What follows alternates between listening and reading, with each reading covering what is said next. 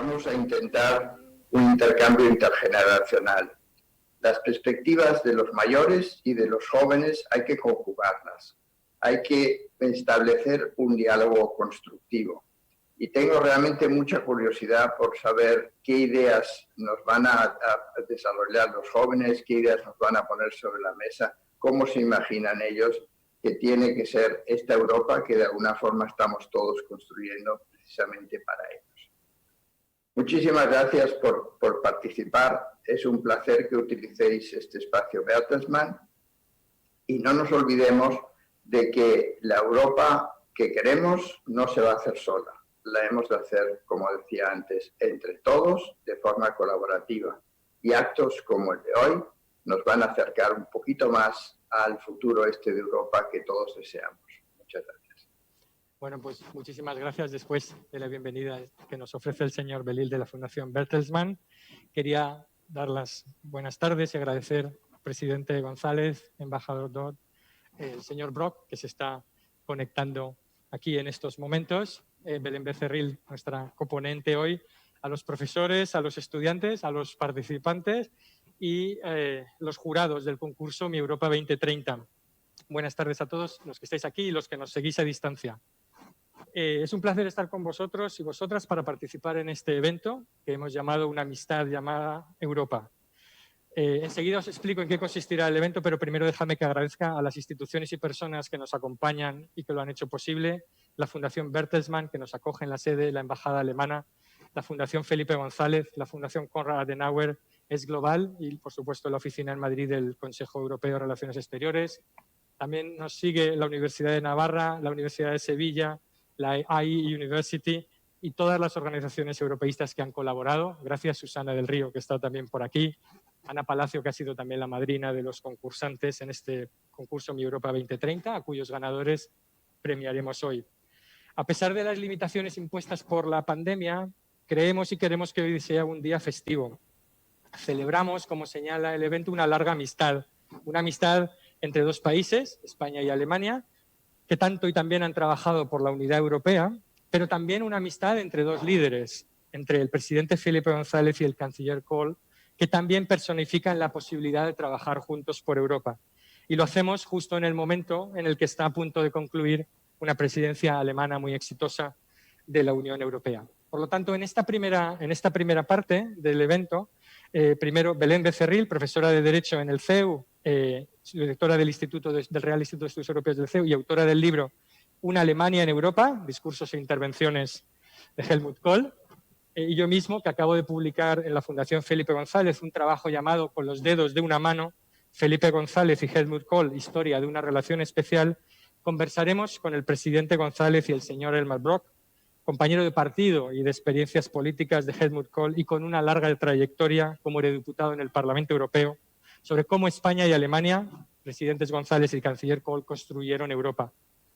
Queremos que esa conversación se extienda a la siguiente generación, a los jóvenes del concurso 2030, que tomará las riendas de la Unión Europea. Por eso hemos invitado a los 5 ganadores del concurso Mi Europa 2030, a la segunda parte de este acto, a dialogar con el presidente González y con el señor Brok sobre cómo su experiencia personal en la construcción europea les puede ayudar a ellos ahora cuando tengan que tomar ese testigo y ese relevo. Subirán aquí una silla que habilitaremos para hacer posibles sus preguntas. Y al final invitaré al embajador alemán a subir al escenario para dirigirse a los estudiantes premiados y entregarles los diplomas acreditativos. Bueno, sin más problemas, empecemos. Voy a darle otra vez la bienvenida al presidente, al señor Brok, a Belén, bienvenidos otra vez. Quiero agradecer al presidente, en primer lugar, el haberse desplazado hasta Madrid para estar hoy con nosotros. También, por supuesto, su colaboración en este evento y su ayuda para la realización del estudio sobre el perfil y su relación especial con Kohl. Como está, presidente, estamos viendo un poco la luz al final del túnel de la pandemia. Hay una vacuna en el horizonte. ¿Se va a vacunar pronto, esperamos? Hay varias vacunas. Sí, el horizonte es prometedor.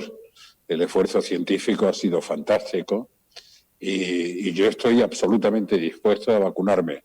Mi confianza en la ciencia es total. Por tanto, mi ofrecimiento es un ofrecimiento sincero, que siempre temo que se malinterprete con el clima de crispación que se vive en España, algunos pensarán que estoy pidiendo un privilegio, ¿no? Pero no, simplemente lo que quiero es transmitir mi clarísima voluntad de vacunarme en cuanto que lo permitan y sea posible. Estupendo. Pues vamos a dar comienzo entonces al debate para la traducción, entiendo que es el canal 1 de la traducción alemán cuando nos dirijamos o cuando podamos escuchar al señor Brok. Voy a empezar con una pregunta para el presidente González. Kohl decía, y de ahí viene el título de este trabajo, que las personas que le llamaron para apoyarle tras caer el muro de Berlín se podían contar con los dedos de una mano. ¿Por qué llamó el presidente González y los demás líderes europeos no, aquella noche o aquellas noches, al canciller Kohl? Bueno, es muy complicado. Algunas anécdotas nos llevan a la categoría. Kohl repitió esa frase como la que da título al otro libro, que probablemente le costó la Cancillería. Quiero una Alemania europea, nunca más una Europa alemana. La carga de profundidad de eso, junto a eso, lo otro era también anecdótico, de menor valor, pero de mucho más impacto sentimental. Kohl aparecía en público muchas veces, algunas veces yo estaba presente, otras veces no, y decía, con los dedos de una mano puedo contar los líderes que me llamaron el día de la caída del muro de Berlín y me sobran dedos. Bueno, yo lo había oído varias veces y una noche estábamos cenando en un cumpleaños suyo, unas 20 o 25 personas. Les recuerdo, entre otros estaba Kissinger. Y repitió, se levantó y dijo, con los dedos de una mano puedo contar los que me llamaron aquella noche y me sobran dedos. Yo se lo había oído muchas veces, teníamos muy buena relación. Y dije, Helmut, algún día aclararás cuántos dedos te sobraban de la mano para que sepamos realmente quiénes te llamaron. Debo decir que nunca lo aclaró, nunca lo aclaró. Yo más o menos creo que tardaron en llamarlo bastante, desde luego ese día y el día siguiente no lo llamaron. Pero, digo, significa cuál era el sentimiento y la situación de Europa. Lógicamente, para el personaje Kohl y para Genscher, el hecho de que no hubiera habido un vuelco inmediato en favor de un derecho elemental, era la unificación de Alemania, era un elemento muy doloroso, pero para muchos de los líderes de la época era un trago casi imposible de superar, porque había todo, había un siglo XX que pesaba mucho en la conciencia de todo el mundo. Se atribuye a Andreotti la frase de no, si yo no tengo ningún inconveniente, yo quiero tanto a Alemania que prefiero que haya dos. Había ese ambiente, pero ese ambiente lo había también en Holanda, de un tipo muy europeísta, lo había muchísimo en Gran Bretaña y lo había mucho en Francia. El propio Mitterrand se resistía a convocar un Consejo Europeo extraordinario cuando se produce la caída del muro de Berlín y reaccionó, yo hablé con él y con su ministro de Exteriores de la época, y reaccionó porque nosotros éramos lo siguiente en el turno de la presidencia. Había hablado con él el viernes y dijo, bueno, no hay prisa, tenemos previsto un Consejo Europeo, no hay que hacer nada extraordinario, no sé qué. Digo, creo que te equivocas. Bueno, pero Giscard d'Estaing, que acaba de morir con 94 años de COVID, Giscard d'Estaing por la mañana hizo una arremetida en televisión en Francia diciendo, no es posible que la presidencia de turno de la Unión Europea, que corresponde a Francia, no convoque el Consejo inmediatamente.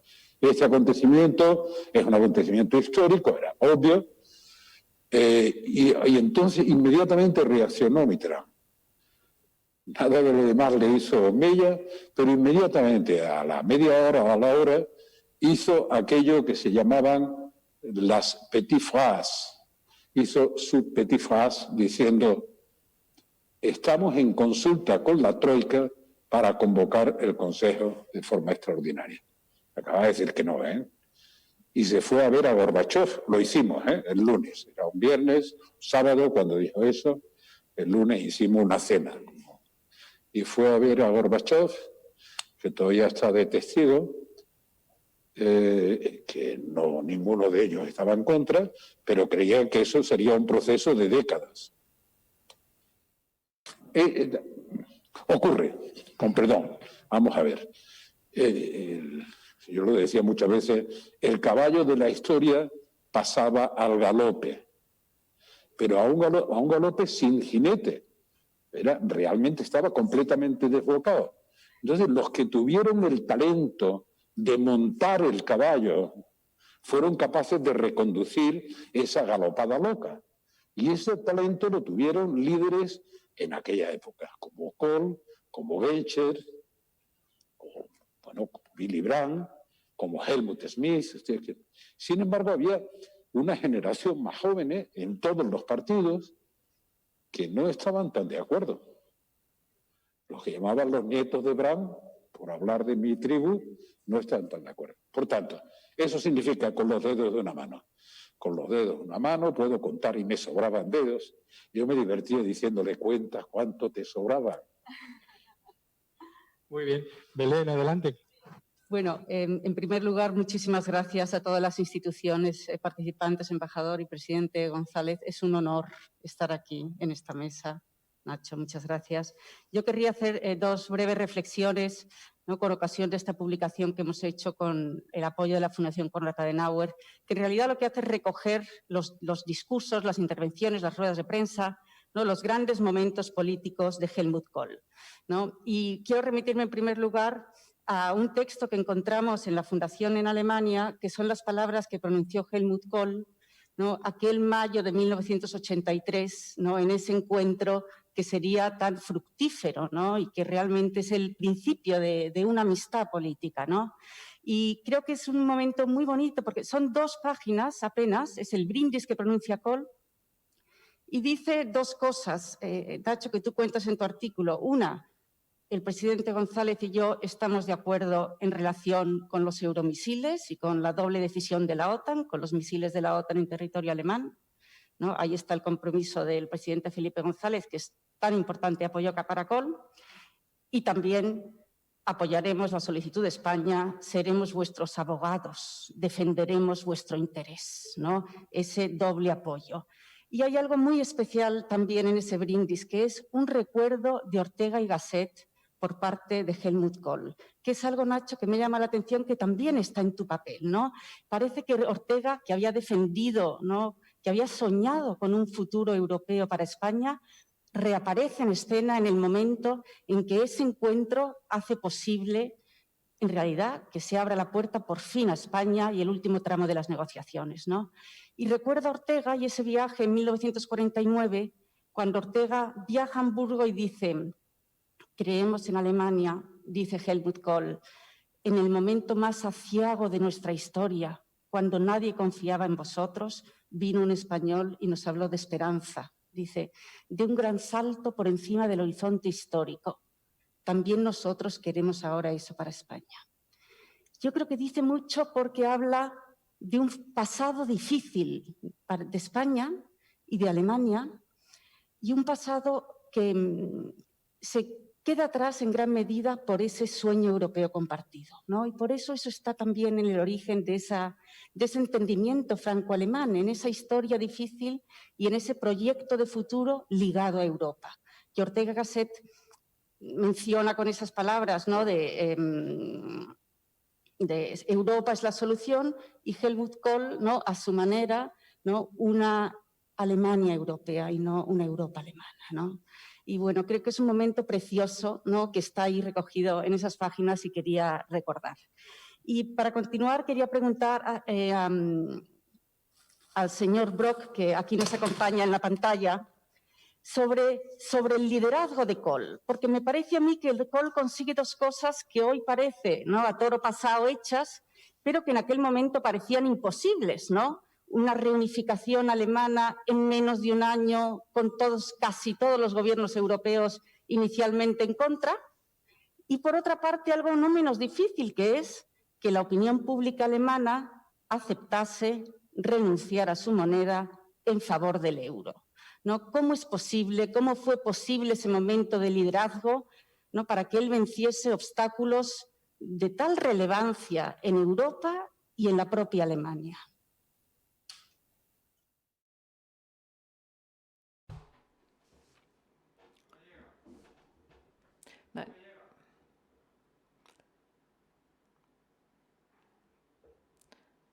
De momento no tenemos el sonido. Sí, ahora se le escucha. Bueno, pues doy las gracias por la invitación a este evento y me siento honrado en poder hacerlo en compañía del presidente Felipe González, al que siempre he admirado, aunque pertenezcamos a familias políticas distintas.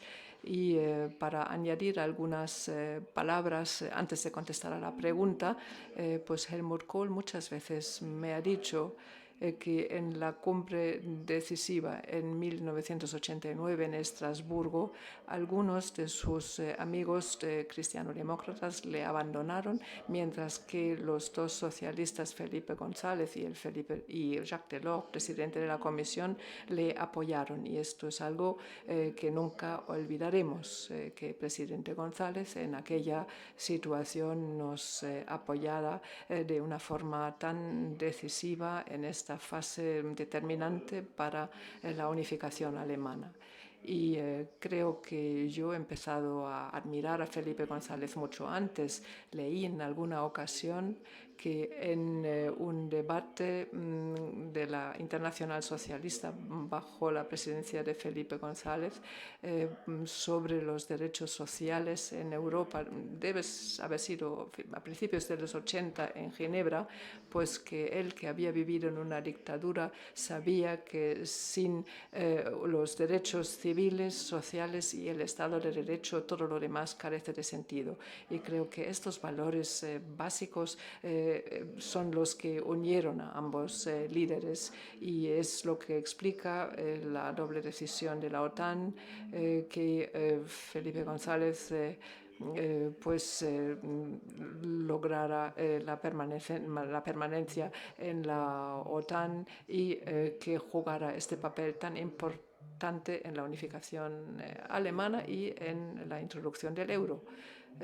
Personajes como Felipe González y Helmut Kohl fueron personajes que vivieron por sus convicciones con independencia de si iban a ser aceptadas o no. Esto es liderazgo, imponer o intentar propulsar unas ideas con independencia del ambiente en nuestro entorno. Ahora se realizan encuestas de opinión antes de pronunciarse. Ellos procedieron a la vez, expusieron su convencimiento y con ello lograron convencer a sus pueblos y con ello lograron progresos.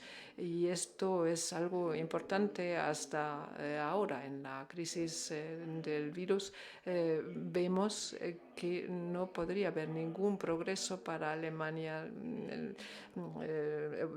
España y mucho menos para los países pequeños sin el apoyo europeo, con este paquete enorme de medidas para superar la crisis. Es la única manera de avanzar. España no va a poder salir de la crisis por sí solo, ni Alemania tampoco, porque estamos completamente formando un entramado. Y creo que esto es algo que ya vieron en su día ambos líderes. Helmut Kohl no se cansaba de repetirlo, que para poder tener un papel frente a China, por ejemplo, necesitábamos una Europa unida. Y el mensaje principal que yo extraigo de todo ello es que debemos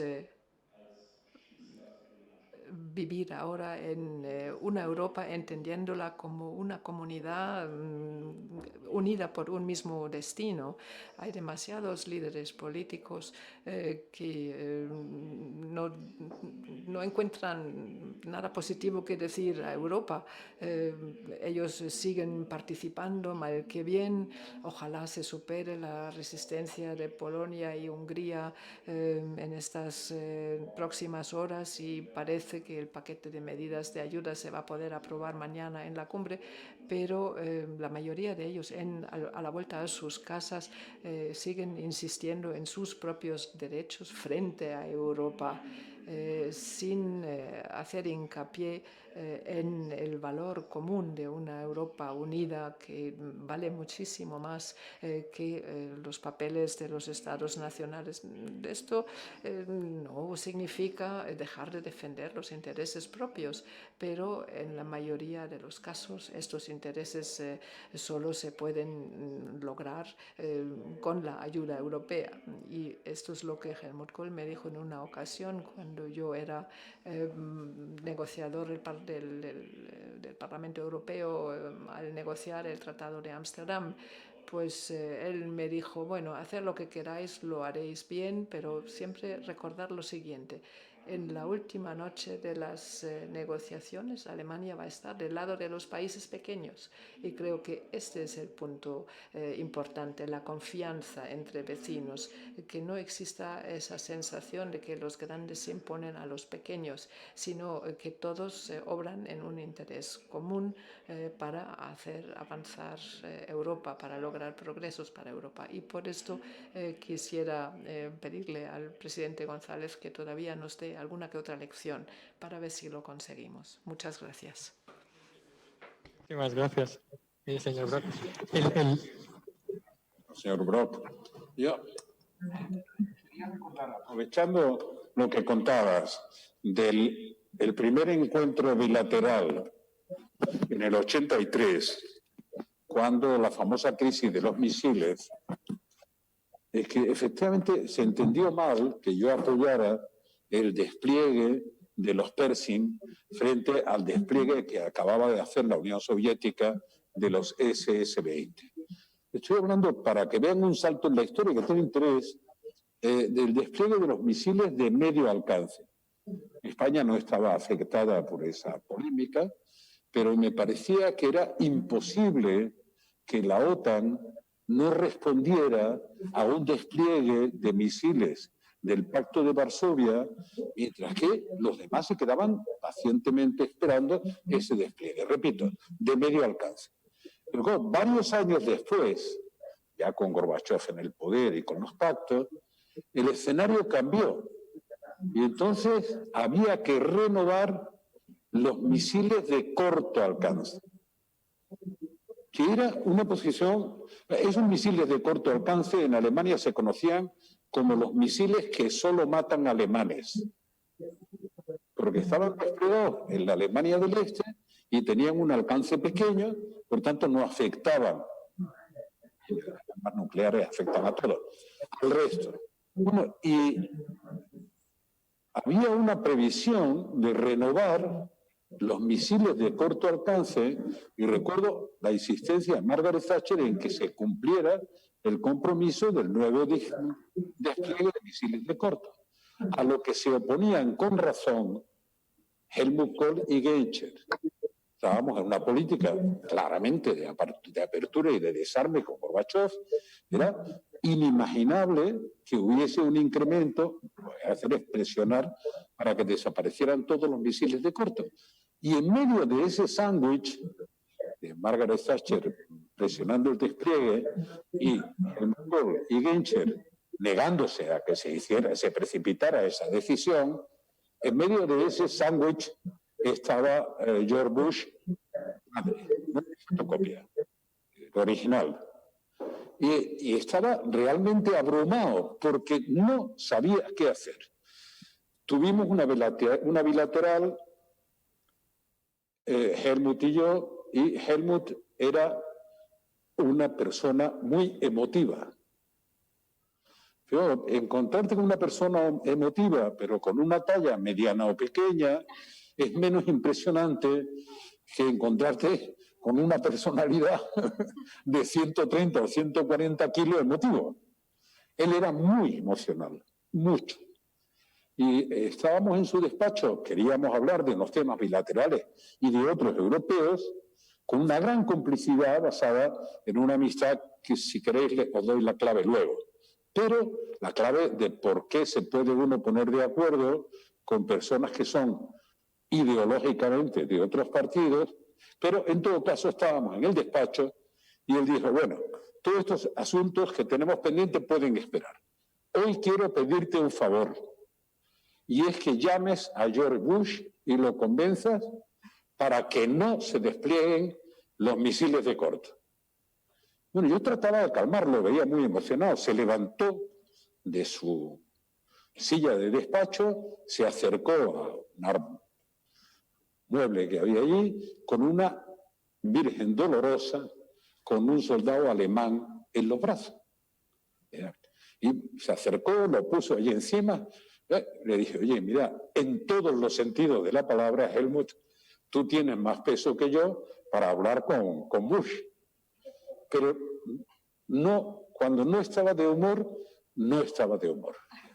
Dice, pues ¿lo quieres hacer o no lo quieres hacer? Dice, mira, no tengo ningún inconveniente.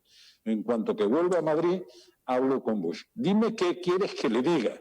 Me dice, no, eso lo tienes que decidir tú. Yo no te digo lo que quiero que le diga. Era el tipo de conversación. Al día siguiente hablé con Bush y Bush dijo, el problema es que tiene razón Kohl y Genscher. Y la presión de Margaret es absolutamente inoportuna. Es una visión demasiado sectaria. Bueno, eso me lleva al fondo de una cuestión, porque yo apoyé que no se desplegaran los misiles de corto y apoyé que se desplegaran frente a los S-20 los Pershing, porque era una medida lógica de política europea frente al Pacto de Varsovia. Pero me lleva a la siguiente reflexión, de cómo se construye Europa. Como pasa siempre en política, aunque ahora parece que se olvida y se hacen políticas frentistas, o conmigo o contra mí. Política siempre hay ejes múltiples, pero hay dos ejes. Yo creo que el otro día te oí lo confieso. Hay un eje vertical que podríamos llamar clásico, que separa la izquierda de la derecha, para entendernos. Dentro de una gran centralidad, que son socialdemócratas, democristianos, etc., y después posiciones más extremas. Pero hay un eje horizontal que separa a los que creen en la construcción europea y en que Europa unida nos hace a todos más fuertes y más relevantes, y los que no creen en eso y regresan a posiciones de un nacionalismo que ha costado a Europa solo en el siglo XX 2 guerras, y 2 guerras terribles, a un nacionalismo de vía estrecha. Y ese es un fenómeno que está creciendo relativamente en Europa. Bueno, lo que nos unía a Kohl, entre otras muchas cosas, que generaban la confianza suficiente, como para que si yo le decía algo a Helmut Kohl no dudaba de que lo que yo le decía se lo decía de absoluta buena fe. Y si necesitaba algún dato para confirmarlo, lo hacía. Pero partía de la base de la confianza, y a la inversa. Si él me decía, esto es así, yo otorgaba confianza. Entonces, en ese eje horizontal, Helmut Kohl y yo, por hablar, también podría decirlo con Brandt o incluso con Helmut Schmidt y con tantos otros, los dos éramos europeos europeístas. Los dos creíamos que cada país europeo, por su propia cuenta, estaba perdiendo relevancia a nivel mundial ya entonces, y que sería totalmente insignificante en una situación como la actual, por muy fuerte que fuera dentro del conjunto europeo.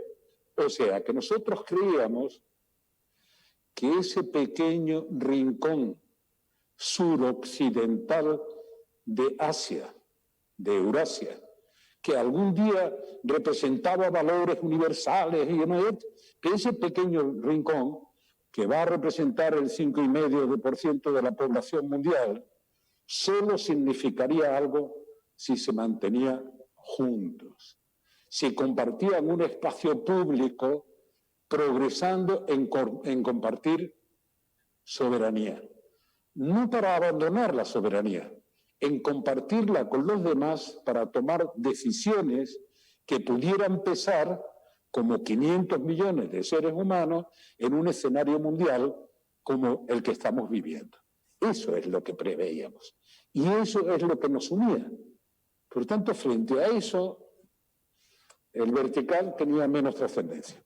Hay varias elementos o ingredientes de esa relación tan personal con el canciller Kohl que aparecen en la correspondencia y en las cosas que ha contado a lo largo del tiempo. Algunas las ha mencionado. Las decisiones difíciles, el apoyarse en momentos de dificultad.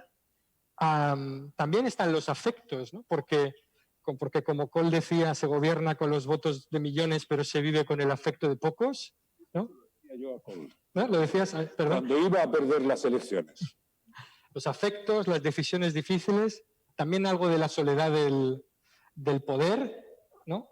Y ese europeísmo. Hay también para la gente joven que está aquí, que nos está escuchando, ¿cómo se construye entonces esa amistad con traductores? Por cierto, la voz que está traduciendo hoy era la voz a través de la cual el presidente González escuchaba a Kohl, porque Angélica Freund, que está aquí traduciendo, fue durante mucho tiempo la traductora del presidente.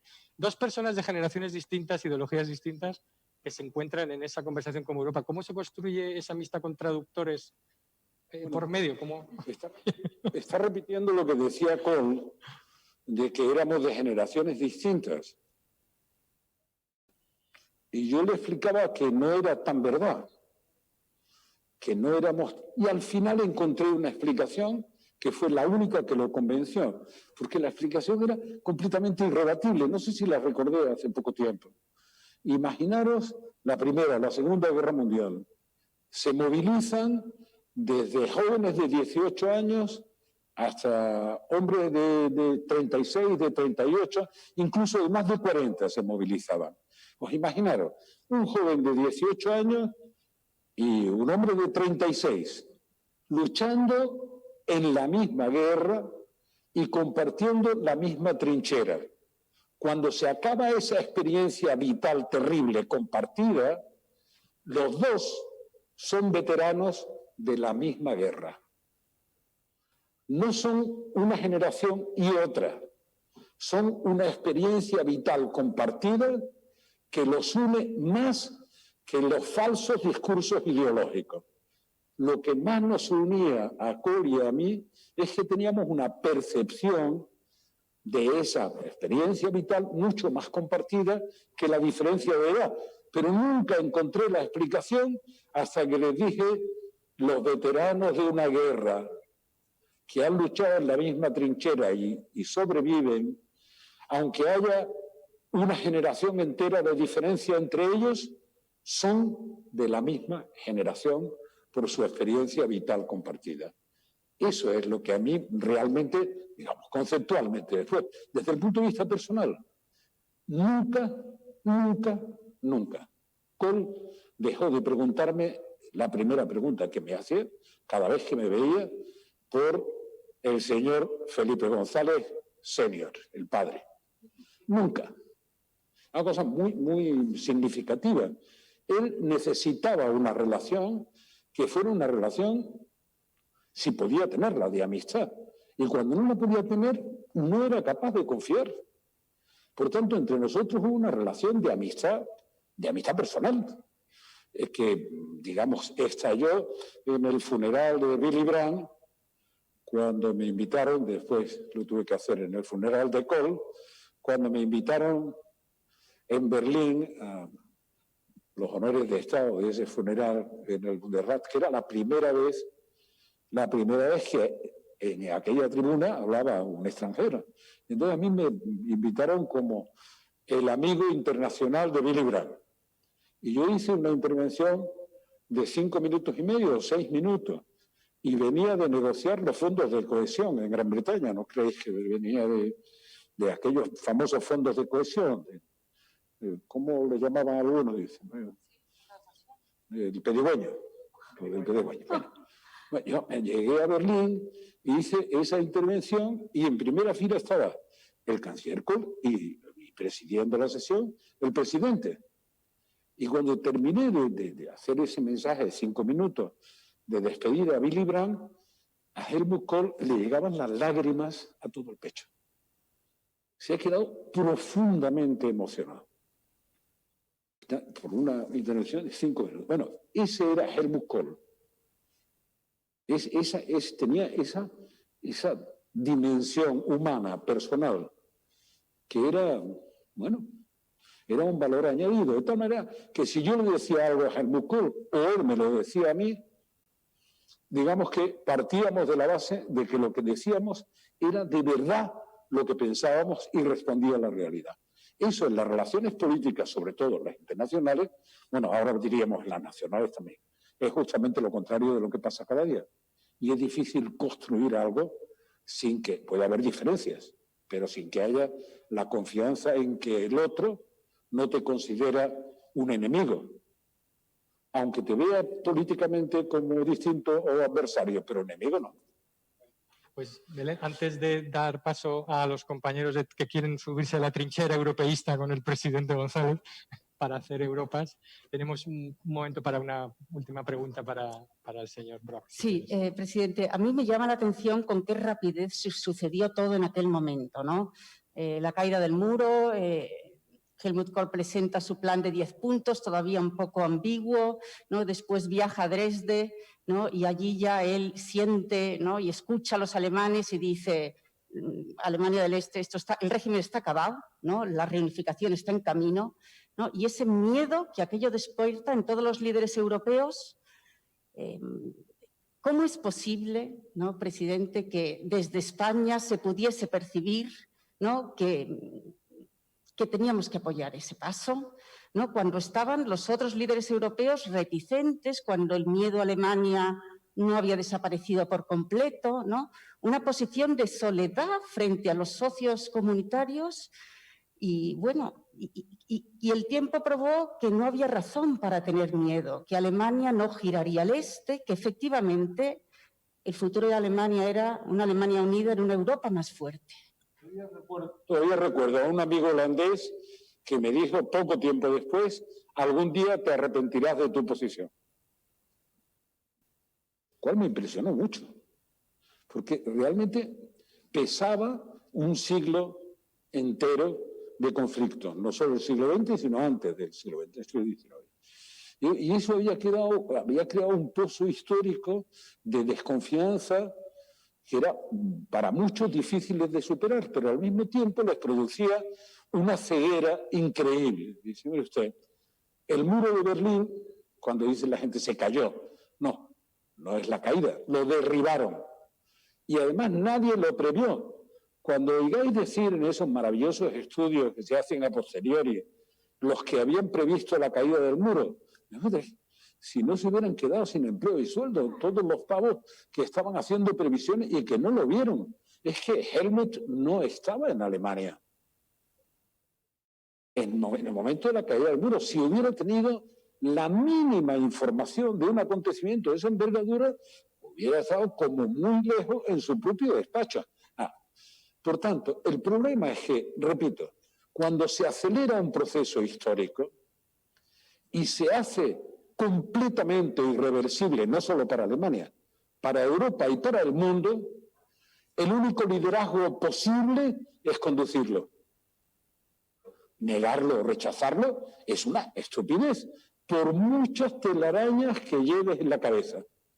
Bueno, yo no tenía esas telarañas, es obvio, pero en todo caso, para mí era evidente que la historia había cambiado ese día. Y así se lo dije a Kohl y a Willy Brandt, que fueron mis dos interlocutores de la caída del muro inmediatos, a los dos.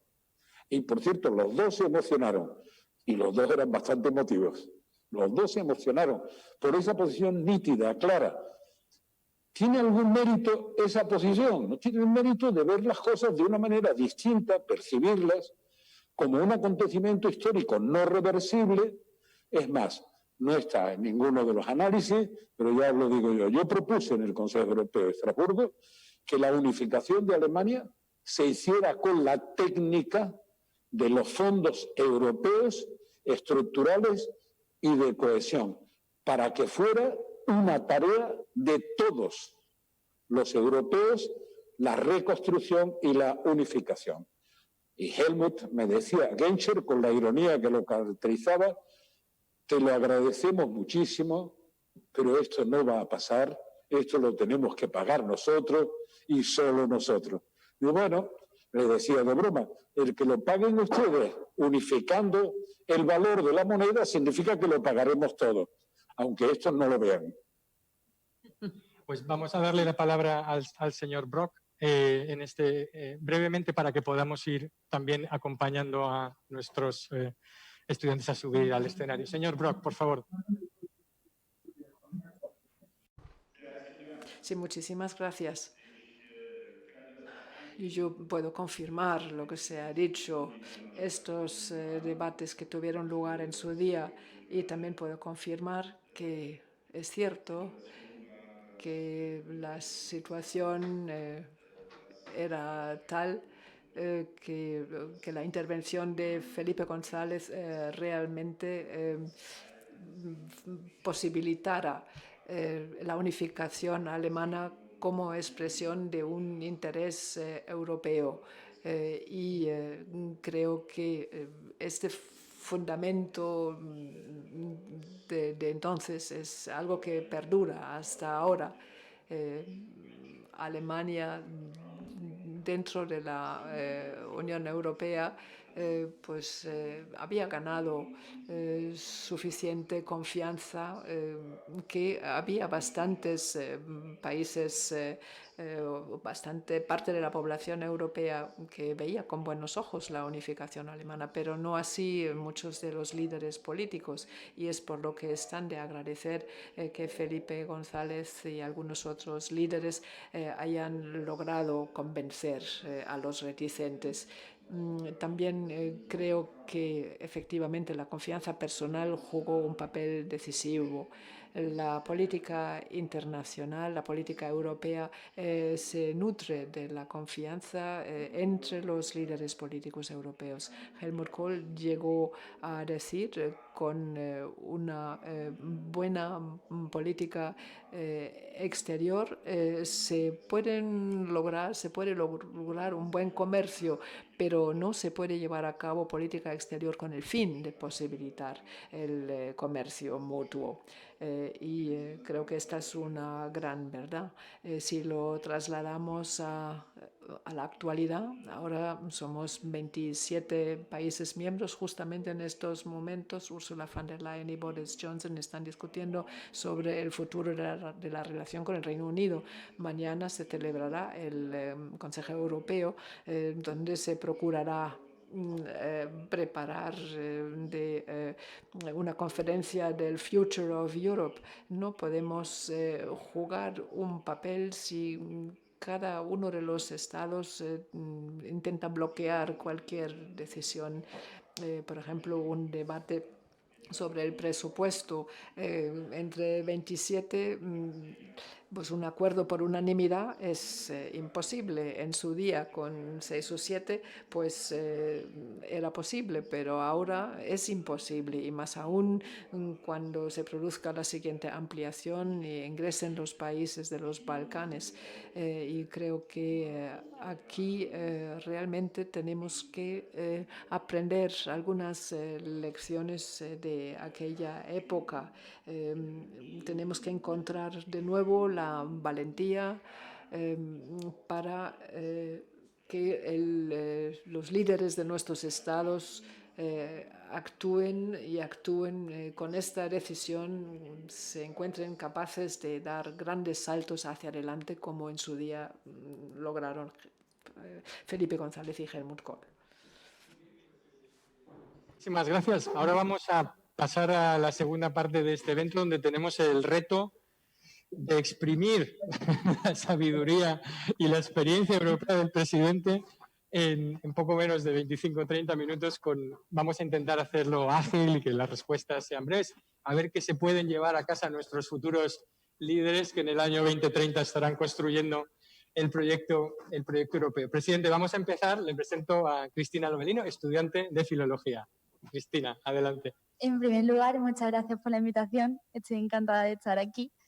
Y le quería preguntar al presidente, teniendo en cuenta que bajo su mandato se logró la adhesión de España a la Unión Europea, me gustaría saber su opinión sobre la evolución que ha tenido España en relación a la Unión Europea durante estos últimos años, y preguntarle también si volviese usted a ser presidente, ¿qué haría para fomentar el europeísmo en España? Gracias. Ni que fuera Joe Biden o el canciller Adenauer, no. Ya se me pasó la edad. Es que aunque sea de mi generación, Biden, ¿no? Y Adenauer fue canciller incluso después de tener 80 años. 80 años de los años 50, no de ahora. Pero ahora no, ahora ya estamos demasiado viejos para eso, ¿no? Vamos a ver, en España, por fortuna, no sé si sabéis que España fue el único país que votó por unanimidad el Tratado de Adhesión. El único país en la historia de las ampliaciones europeas. Y en España, por fortuna, todavía hay una clara conciencia pro-europea, a pesar de que hemos tenido tropiezos muy serios. Por ejemplo, la respuesta a la crisis de 2008-2009 fue un gran error estratégico de la Unión Europea.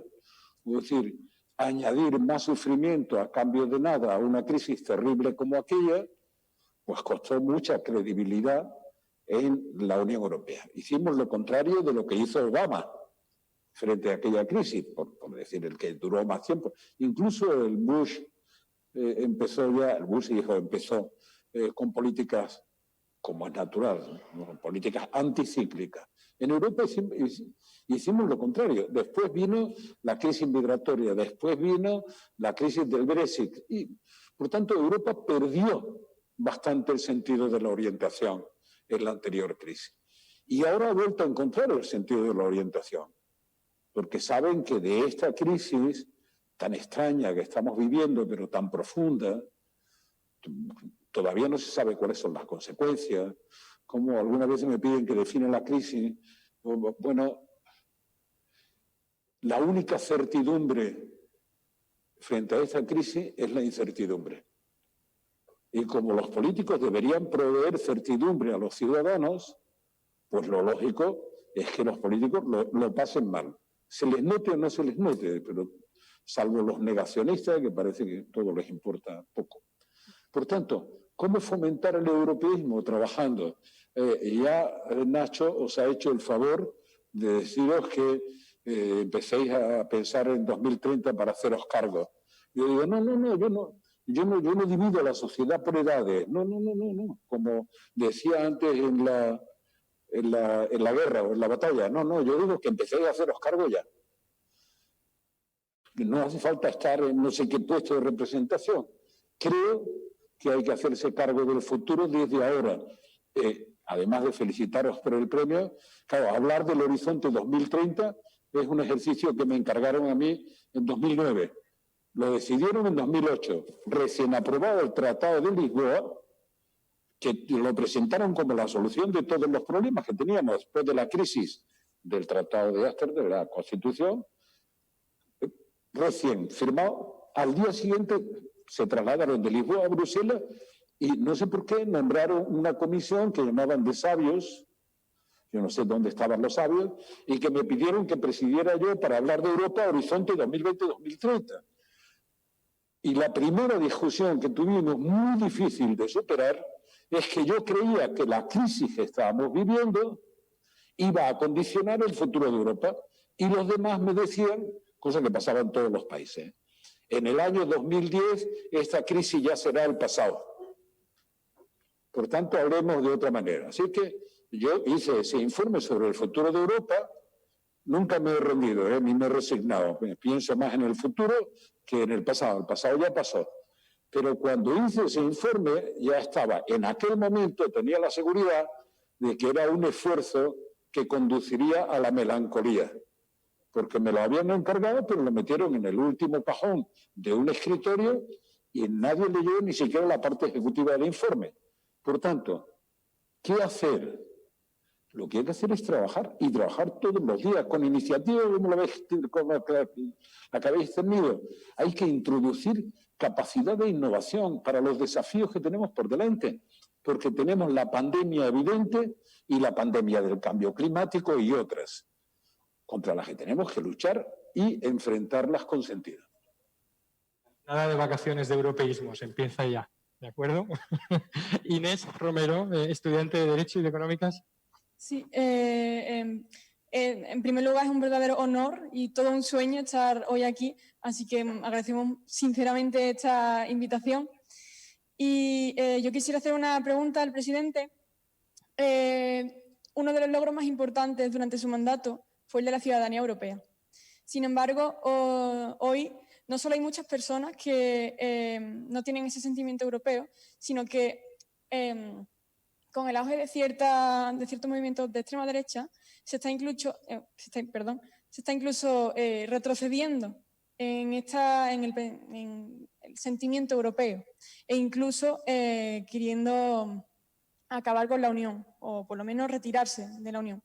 Me gustaría preguntarle a qué cree que se debe esto y qué cree que podemos hacer para contrarrestarlo. Y muchas gracias. Bueno, es que es siempre difícil imaginar cómo la gente quiere regresar a las desgracias de la primera mitad del siglo XX. Es difícil. Probablemente porque somos unos animales muy raros los seres humanos, que solo añoramos lo que perdemos. Por tanto, cuando lo tenemos, hacemos lo posible por perderlo, para intentar tener un objetivo que es recuperar lo perdido. Es una cosa asombrosa. Vamos a ver, yo metí el concepto de ciudadanía europea en el tratado, tenéis razón. Tenéis que ponerlo en un contexto también, porque si me atribuís el mérito, debo deciros que es el mérito de ejecutar el proyecto, aunque fuera tan tímido como el que tenemos. Porque el concepto de ciudadanía europea, ¿quién lo diría hoy?, es italiano. Italia siempre ha conceptualizado mejor que nadie. Después, a la hora de ejecutar, bueno, ya es. Pero bueno, ese concepto yo lo tomé de los italianos. Ellos lo saben.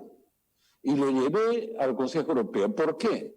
Porque si se comparte un espacio público, y la Unión Europea es un espacio público compartido por 27 estados, pero por 500 millones de ciudadanos. Si se comparte un espacio público y se va cediendo parcela de soberanía que también se comparten, lo lógico es que en ese espacio público haya un paquete de derechos y obligaciones, que no otra cosa es la ciudadanía, para todos, aunque empiece siendo pequeña y aunque sea compatible, como lo es, con la ciudadanía de cada uno de los países. Por eso yo creía que tenía que haber una ciudadanía europea. Lo mismo que Manolo Marín creía que tenía que haber un Erasmus. De cómo es posible que cerremos la frontera a la movilidad de los estudiantes. Tantas cosas de estas que, imaginaros, por la edad que tenéis, imaginaros que de pronto desaparece la posibilidad del Erasmus. ¿Cuántos estudiantes europeos se revolverían contra los gobiernos que decidieran eso? Imaginemos que desaparece para siempre el espacio de libertad de movimiento y no por las dificultades que tenemos. ¿Cuántos jóvenes acostumbrados a que ya no haya fronteras se rebelarían con que le pongan fronteras que han pasado en bicicleta, andando en tren o lo que sea? Bueno, por tanto, hay un argumento curioso. Verá, los proeuropeístas, como yo, tenemos miedo a ser críticos con los defectos que siempre hay, y acabo de señalar uno en la respuesta a la crisis de 2008-2009, a los defectos de funcionamiento de la Unión, porque parece que le damos ventaja a los que quieren acabar con Europa. Claro, hay que ser cuidadosos, pero no hay que ser acríticos. Si la Unión Europea necesita avanzar o responder de otra manera, ¿cómo no vamos a defender un fondo de reconstrucción europea? Aparte del interés para España, después de una catástrofe como la de la COVID, cargada de una certidumbre que no sabemos hasta dónde va a llegar. Al día de hoy no sabemos si después de Navidad tendremos una tercera ola. No lo sabemos. Sabemos que vamos a tener una vacuna, que es una gran esperanza. Pero ¿cuándo vamos a llegar a la movilidad que teníamos hace solo 12 meses? Nadie lo sabe. Si alguien te dice que lo sabe, ese es como diría José Juan Ruiz, un optimista tal como lo definía Voltaire.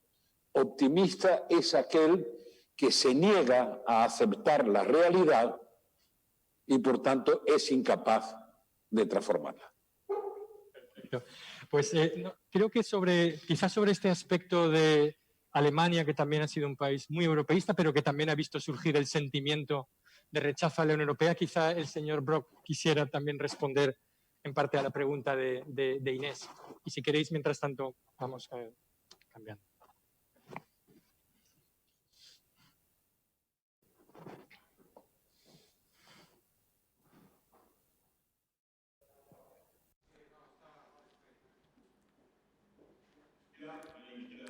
Sí, si me permiten hacer un comentario, efectivamente me gustaría hacerlo.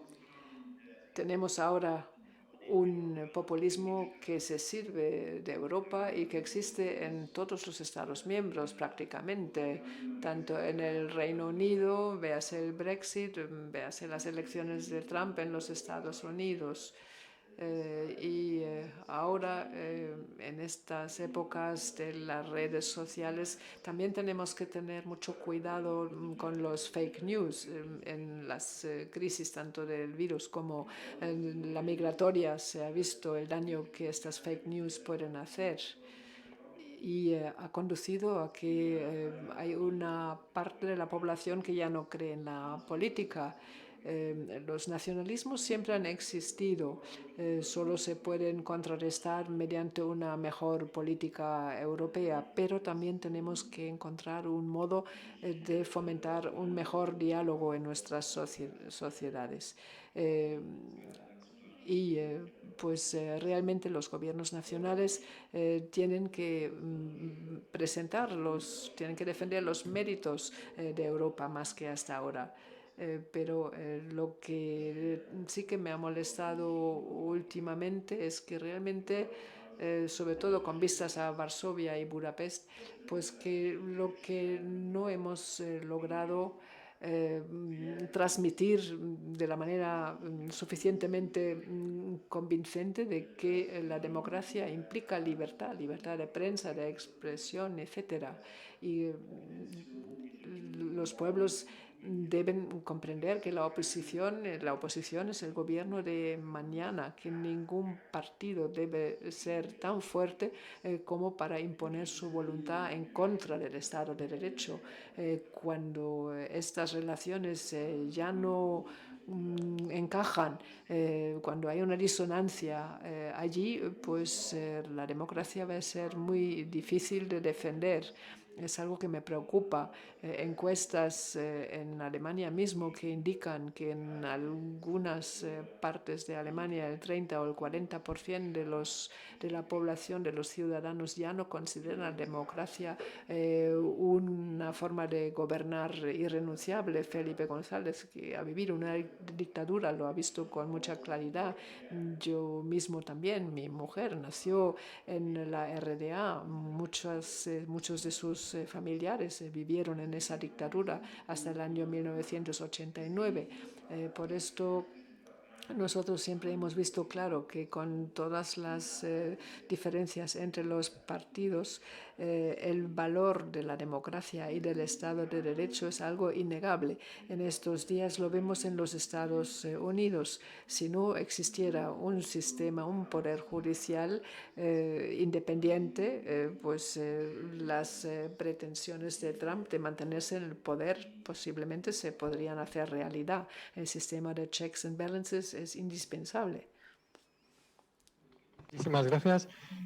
Lucía Jiménez, estudiante de periodismo. Vamos bien de tiempo. Vamos a ver si conseguimos si tenemos 5 minutos para cada uno, ahí cuarto podemos pasar a la fase de entrega del premio. Así que adelante, Lucía. Muchas gracias. Bueno, pues soy Lucía Jiménez, estudiante de periodismo, y antes que nada me gustaría agradecer a todas las personas que han hecho posible que nosotros tengamos pues, esta oportunidad tan buena de poder hacer una pregunta a usted.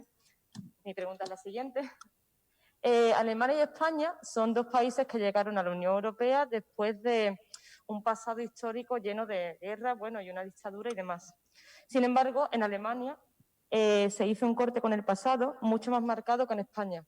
Los jóvenes como yo, que soy bisnieta de Ana Jiménez, a la que fusilaron en el 36 y cuyo cuerpo todavía no hemos podido encontrar, nos preguntamos cómo no se dio ese corte tan limpio como se dio allí y por qué cuesta tanto el reparar a las víctimas y el hablar de la memoria histórica. Bueno, para empezar tiene razón. Cada proceso de cambio histórico en cada país tiene peculiaridades distintas.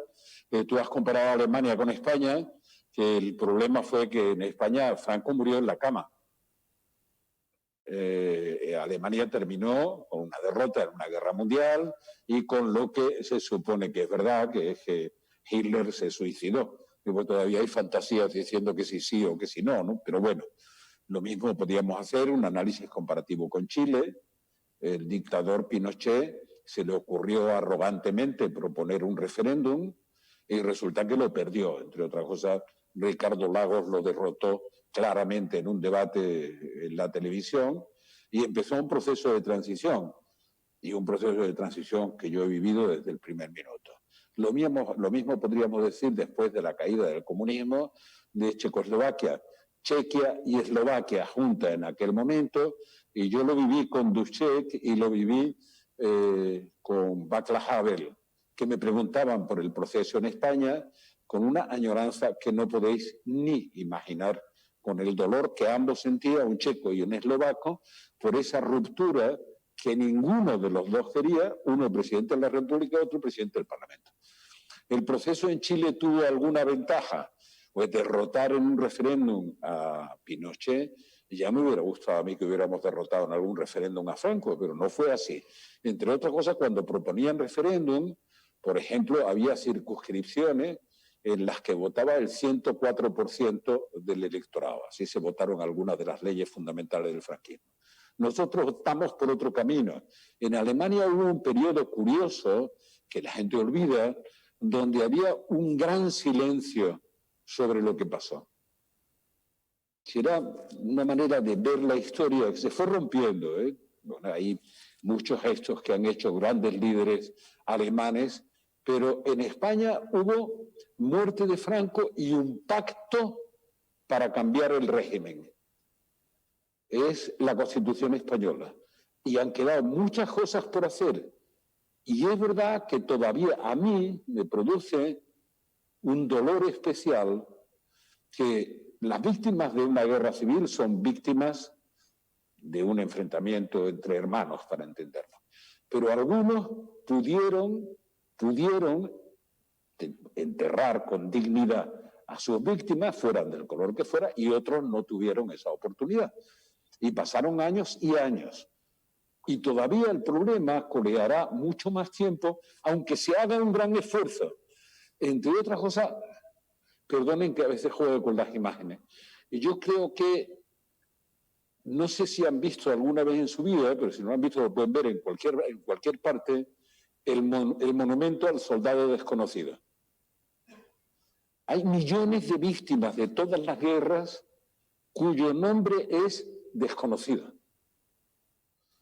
Por tanto, que no se ha podido recuperar para la memoria a esas personas. Yo creo que en eso se puede y se debe seguir avanzando. Y se puede seriamente, repito, y se debe. Y que no es comprensible que haya reacciones que se nieguen al derecho, que es un derecho inviolable, de los familiares, incluso en tercera generación, de enterrar con dignidad a sus muertos. Por tanto, estoy por eso. La transición española, respecto a las chilenas, los chilenos no pudieron cambiar la Constitución, fueron reformando algunos puntos. Y ahora, en abril, van a votar una constituyente. Ahora, después de la caída de Pinochet. En Eslovaquia no tengo tiempo en Checoslovaquia no tengo tiempo de contaros las anécdotas de lo que me pasó con estos dos líderes del Parlamento y en Alemania lo he vivido mucho más y mucho más claramente. Hubo una época muy de silencio y otra época muy claramente de reconciliación y de perdón. Muy bien. Pues tenemos aquí también ahora a Elena Navarrete, que estudia contabilidad y finanzas y que también quiere dirigirle su pregunta, presidente. Hola, muy buenas tardes. Primeramente, muchísimas gracias y de verdad es todo un honor estar aquí. Y bueno, mi pregunta es debido a que me leí el proyecto que presentó de Europa 2030, y nada, en relación a eso hay una parte en las conclusiones que se habla de la migración cualificada. Entonces, mi pregunta es, teniendo en cuenta que todavía eso es un problema actualmente, tanto en Europa como en España, ¿cómo se podría fomentar esta migración cualificada hacia Europa y también que se pueda evitar que jóvenes como nosotros tengamos que poder evitar el emigrar tanto fuera del país como fuera de Europa? Bueno, vamos a ver. Si pretendo explicar no solo la cualificada, sino la regular y la circular, que era una de las ideas que teníamos siempre, también quiero aplicar eso no como una obligación, que es como lo planteas tú, sino como un derecho para los ciudadanos dentro del espacio europeo. Es decir, si un alemán quiere hacer su vida en España, yo creo que se le debe facilitar y hacerlo con sus propias iniciativas. Para mí, esa idea se fundamenta en algunas cosas que son racionales, y como la mayor parte de los discursos respecto de la inmigración son irracionales, a pesar de que España lo único que ha sabido exportar hasta los años 80 ha sido carne humana, por razones de exilio político o por razones económicas. Nosotros siempre hemos sido un país de emigrantes, no de inmigrantes. Solo en los últimos 25 años cambió ese ciclo y parece que se nos ha olvidado, como tantas cosas. Por tanto, para mí el ofrecer a la gente...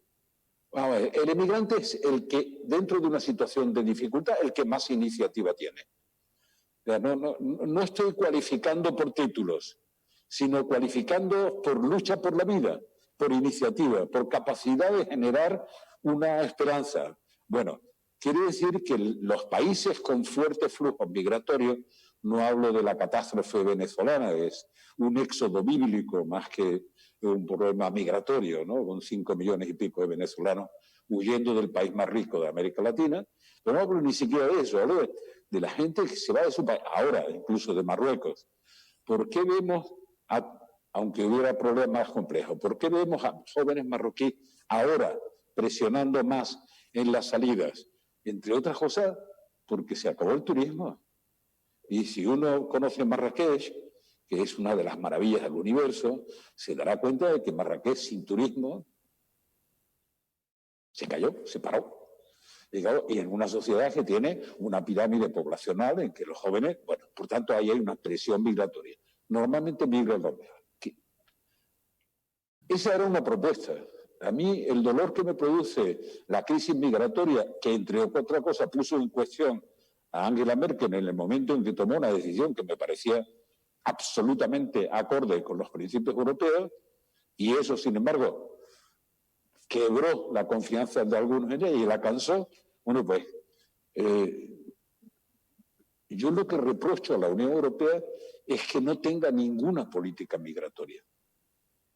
Al mismo tiempo que reconoce que la Unión Europea es una sociedad envejecida. Es más, nuestros sistemas de bienestar, el español es mucho más tardío y nuestra migración más tardía, pero el sistema de bienestar europeo, francés, alemán, belga, no sé cuánto, tal, han sido sostenibles por las aportaciones de los flujos migratorios a la Unión Europea.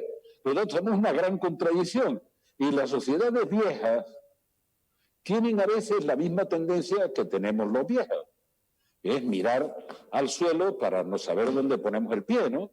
En eso se nota que uno es viejo. Dice, tenemos que ver si está el escalón ahí, no sea que nos vayamos a caer, ¿no? Nos vayamos a tropezar en la calle. Los jóvenes no miran para el suelo, miran al horizonte, van como flotando. Y da igual, a veces se caen, pero si se caen, se sacuden y siguen, ¿no? Bueno, las sociedades también envejecen y dejan de mirar al horizonte. Y cuando dejas de mirar al horizonte y temes tropezarte, es que temes de todo o de casi todo.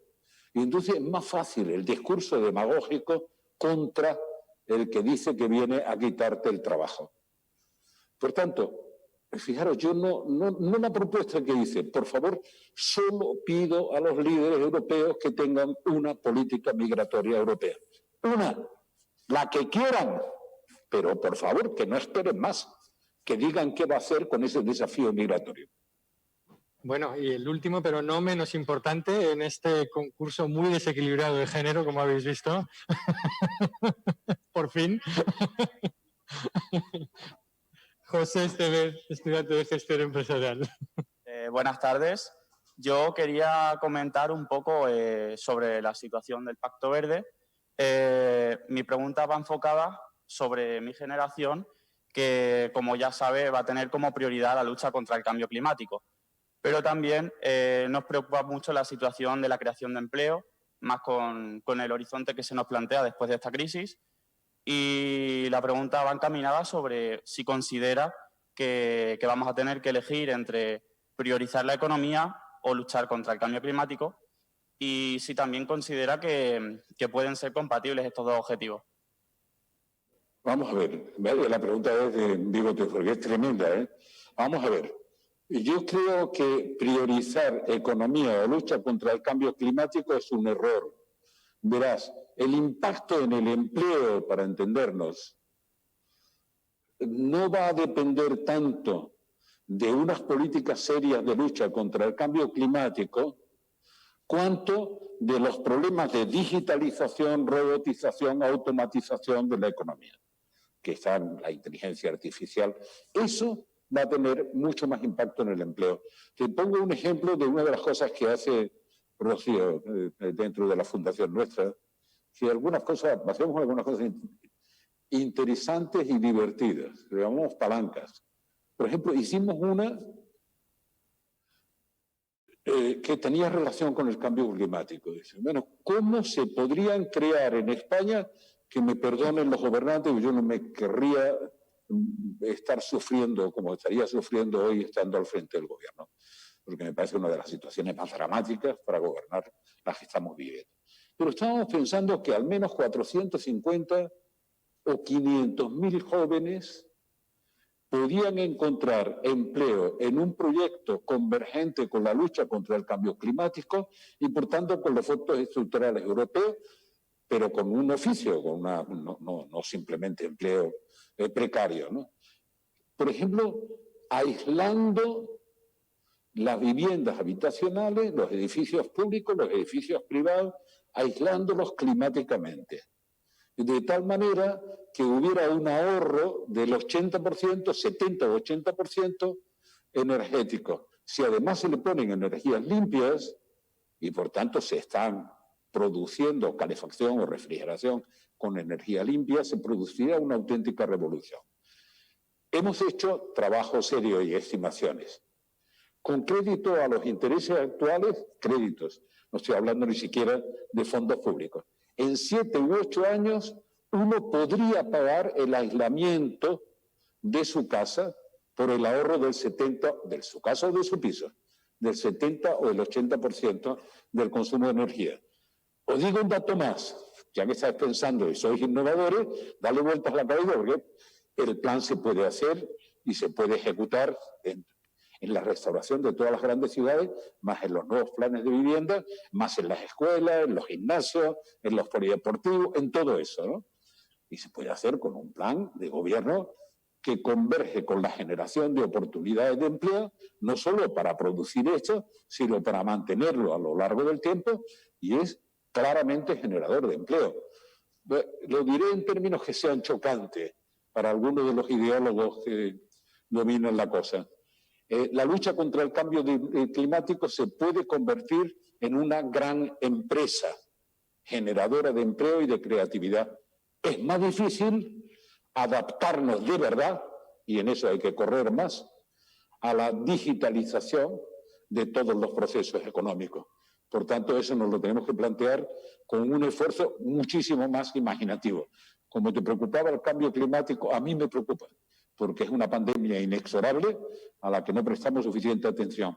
Pero no tiene por qué castigar el empleo, ni siquiera el Producto Bruto, lo puede mejorar. Bueno, pues yo creo que queda en evidencia que estamos en muy buenas manos europeístas.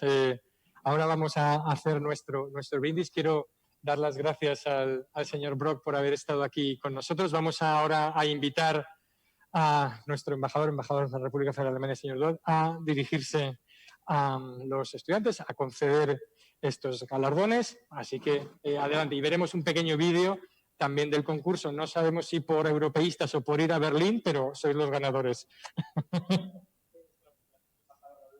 Señor presidente, lieber Herr Brok, queridos participantes, Mi Europa 2030 ha sido el tema de este concurso que tenía la mirada puesta en el futuro.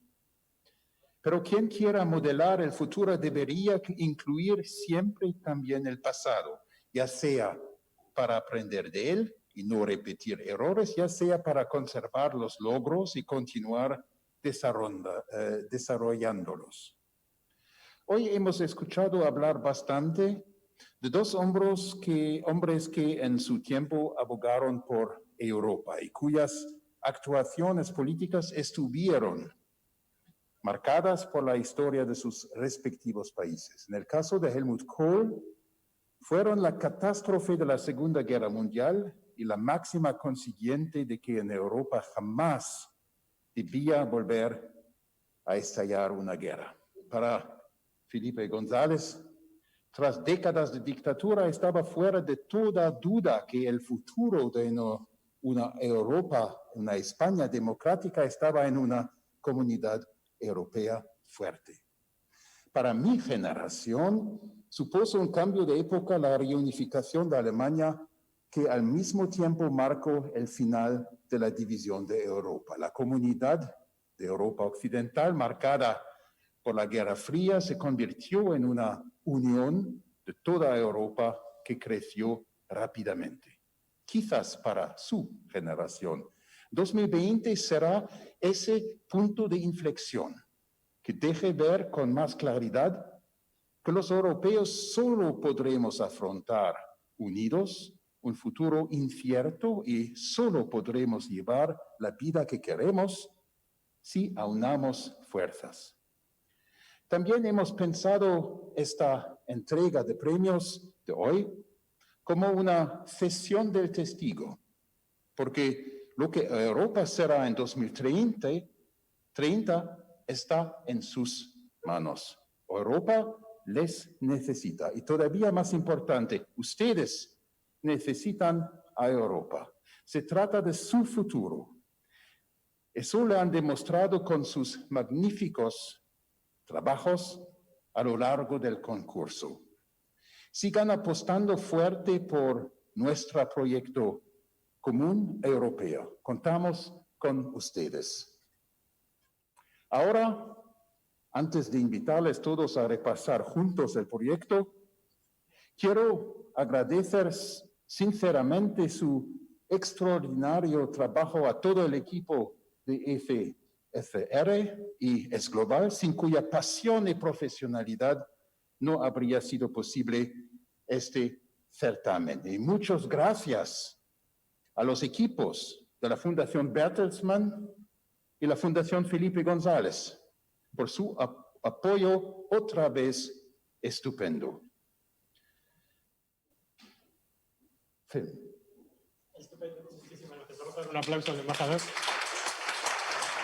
Y vamos a ver el vídeo que resume el proyecto en el que habéis participado y en los que han participado las personas, los estudiantes que nos están siguiendo. Adelante, dentro con el vídeo, por favor. Mi Europa 2030. Un concurso para jóvenes, con un gran reto, comunicar los objetivos de la Unión Europea. Y un premio para el ganador, un viaje a Berlín.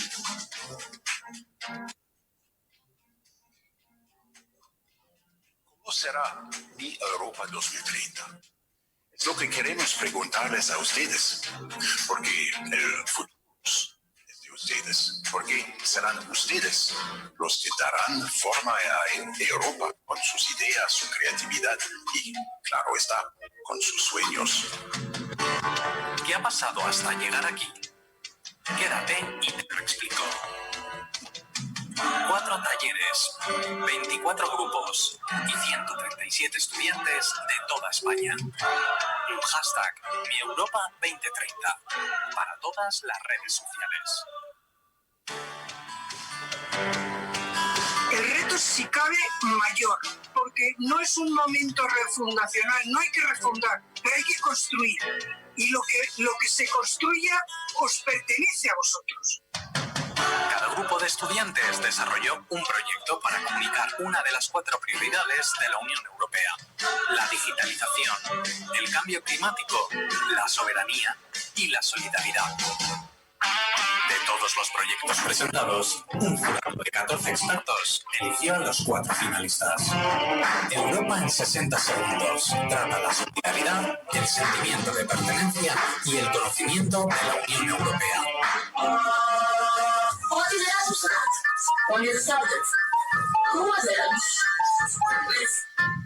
Nuestro futuro 2030 presenta un plan de comunicación para dar a conocer el Pacto Verde Europeo.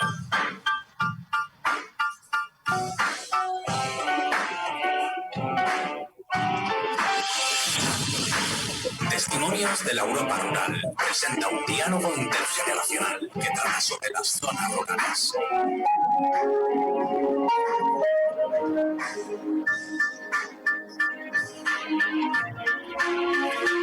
Brindis por Europa reflexiona sobre la importancia de la solidaridad y el plan de recuperación europeo.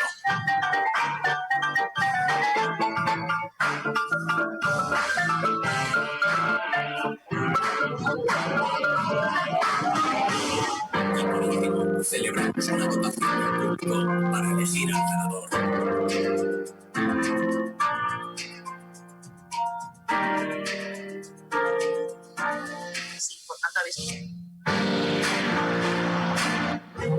Bienvenidos a todos.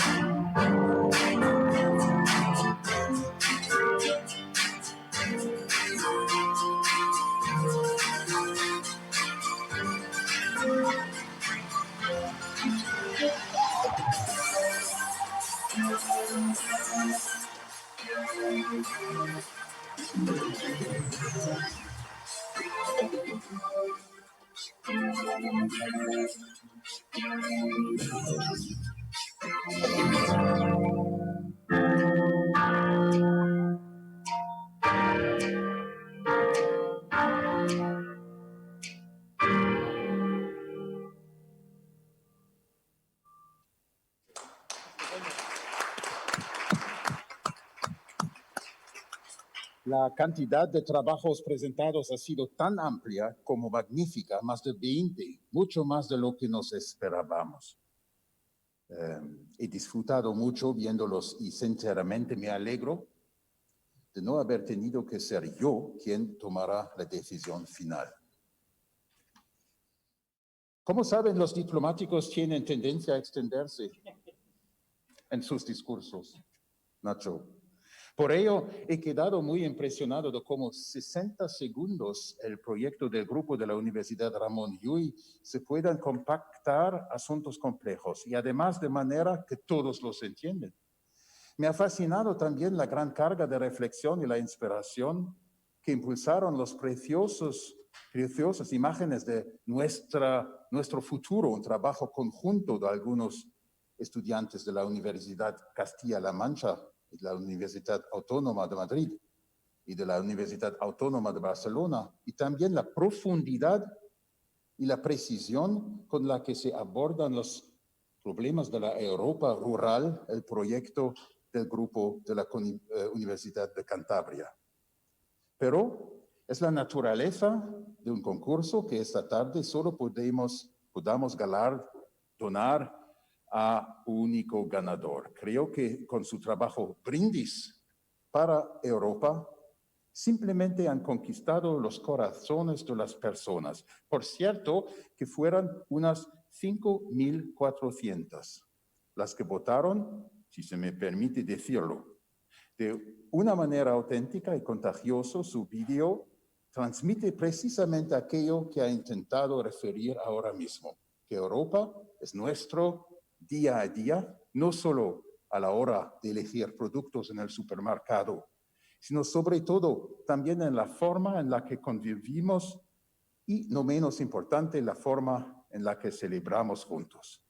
En este sentido, un brindis por nuestros ganadores. A ustedes y a todos los participantes en este taller, Les agradezco una vez más sus magníficos trabajos. Si continúan ustedes por este camino, habremos ganado todos. Y ahora me alegro de invitar a los ganadores a recoger sus premios. José Antonio Esteves.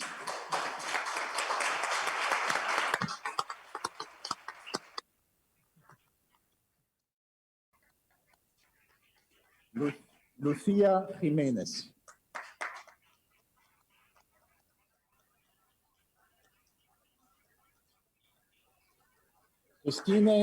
Cristina Lomelino.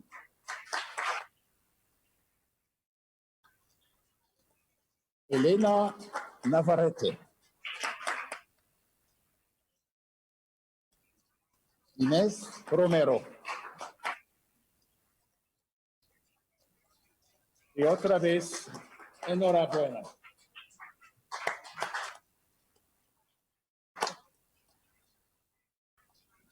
Gracias, presidente, embajador, señor Brock, que se ha despedido, Belén, toda la gente que ha colaborado en este proyecto, los equipos que lo han hecho posible, estáis todos aquí, Luis, Carla, Ana Cristina, Catalina, Bárbara, Catherine, Nicolás, María, Rocío y Alba, el señor Hofmeister y Martín Frídez de la CAS, la intérprete que está por allí, Angélica y Borja, que lleva los vídeos, y todos los demás. Muchísimas gracias por vuestro apoyo en este proyecto. Gracias.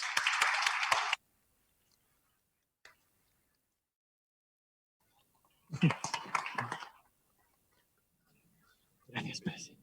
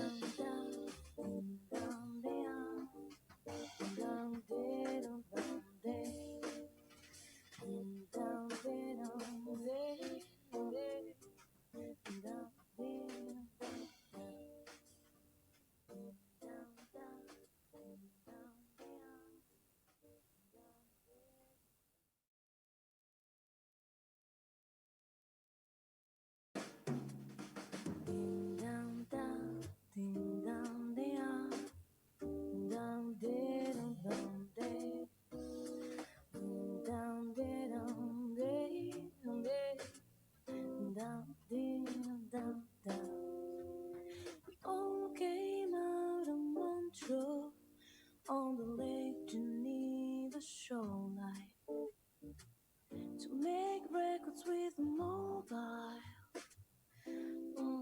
We didn't have much time. Frank Zappa and the Mothers were all the best plays around. Some stupid with a flare gun burned the place to the ground. Smoke on the water, fire in the sky. Smoke on the water.